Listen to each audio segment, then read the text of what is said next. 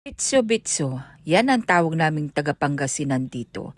Samantalang sa Tagalog naman, ito ay kilalang tawag na karyoka. Kung hindi mo pa natitikman ito, ababes, gumawa ka na. Panahon na para ikaw ay tumayo dyan at magluto ng karyoka at ibenta mo sa iba para ikaw naman ay tumubo nang hindi ka laging nagtatanong na, Ma, anong ulam? Char! So ang una, bumili ka ng glutinous rice. Ilagay mo sa malinis na planggana at lagyan mo ng tubig.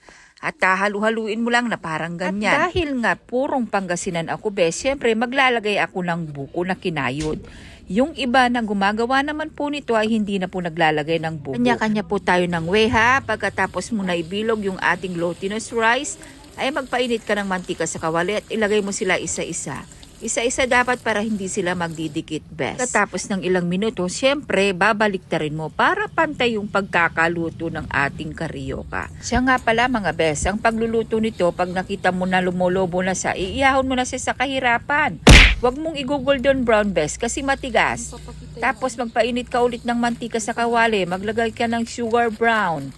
Yung brown na brown, bes, huwag light brown. Dapat brown na brown para magandang tingnan ang texture. Ilakas mo ng konti yung apoy para maluto yung sugar. Pag natunaw na yung sugar, syempre ihihina mo na yung apoy. Pagkatapos ilagay mo na yung ating karyoka na pinirito. Kahit na ibuhos mo lahat yan, bes. Hindi naman masyadong magdidikit yan. Pag inahon mo, isa-isa dapat para hindi sila magdidikit. Dahil nga, pag mainit, yung sugar nagdidikit-dikit, ganon.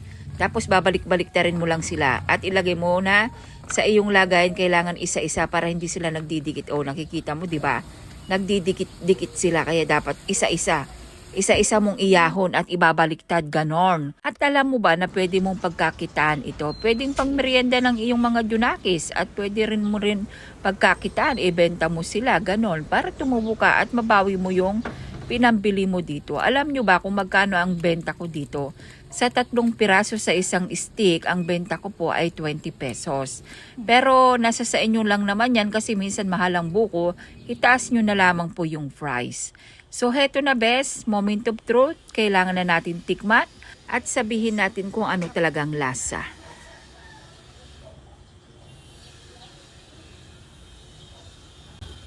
May buko sa best, oh. Hap. The best. Gawa ka na, best. So ayun lang, ingat, God bless, bye!